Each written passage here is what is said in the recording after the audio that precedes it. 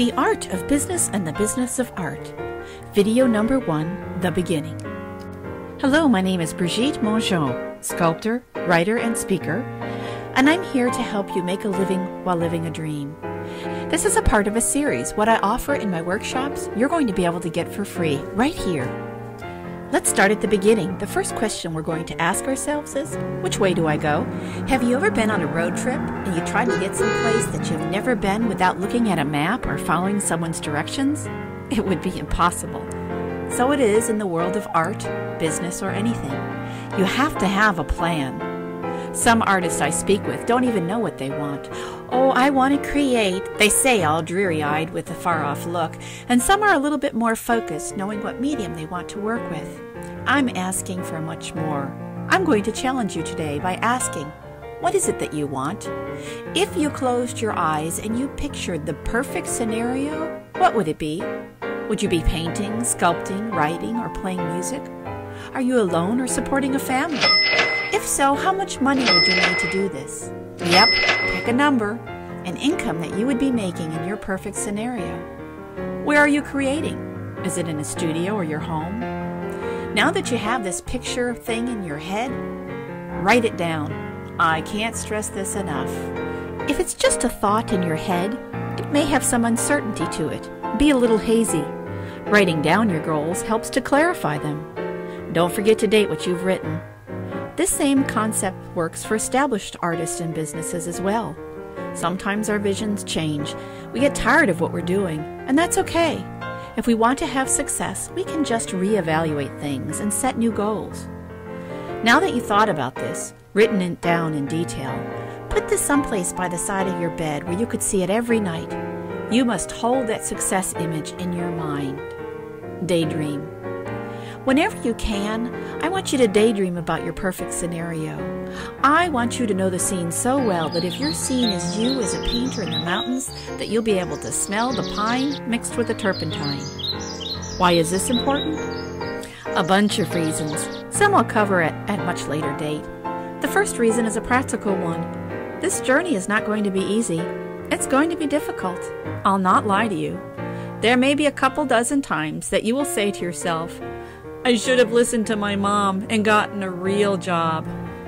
If, however, you hold fast to the scenario in your mind, it will become obtainable, and it will see you through those difficult days.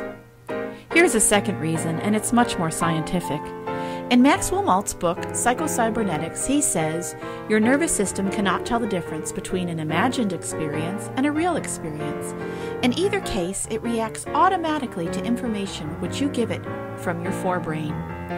Your nervous system reacts appropriately to what you think or imagine to be true. In other words, action follows thought.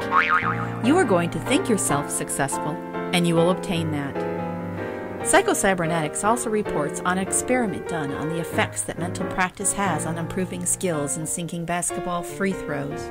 This is so cool. One group of students actually practiced throwing the ball every day for 20 days, and they were scored on the first and the last day. A second group was scored on the first and the last day, and engaged in no sort of practice in between. And a third group was scored on the first day.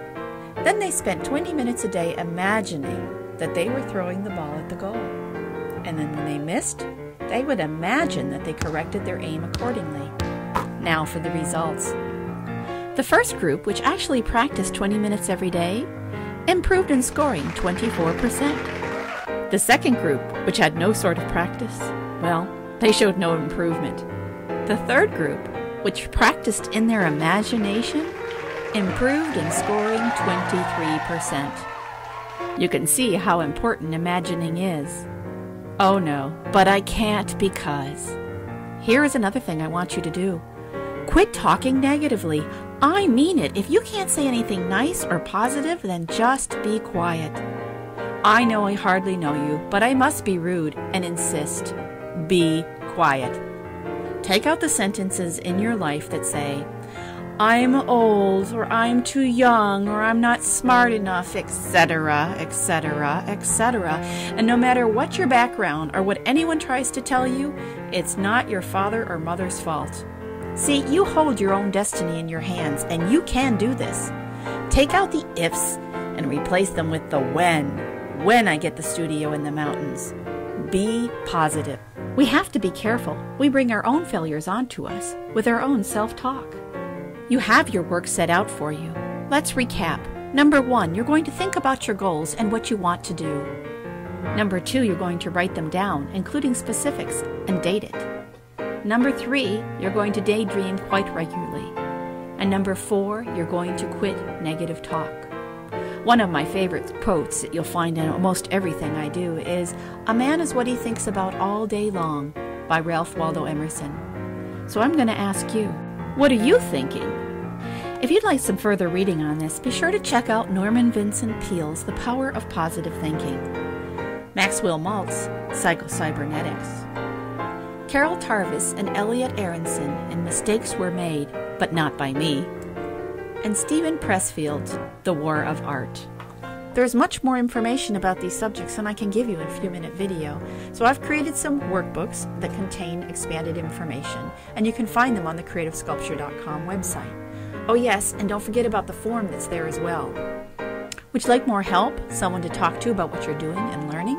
Sign up for the form, meet others, and tell me how you're doing with this step-by-step, month-by-month workshop, and also find updates on this topic. I'll be checking in regularly. Signing up on the forum and for my newsletter gives you the opportunity to know when the next video is available. Stay tuned for video number 2, Planning for Your Pony. This is brought to you by Bridgette Mongeon. If you'd like to receive notices about future videos on the art of business and the business of art, you can go to my creativesculpture.com website and sign up for my newsletter. I'd also like to encourage you to visit my collectibles website at godsword.net. For those interested in having me speak to your organization, contact can be made through either site. And oh yes, don't forget to find me on Facebook and tell me what you think about the videos.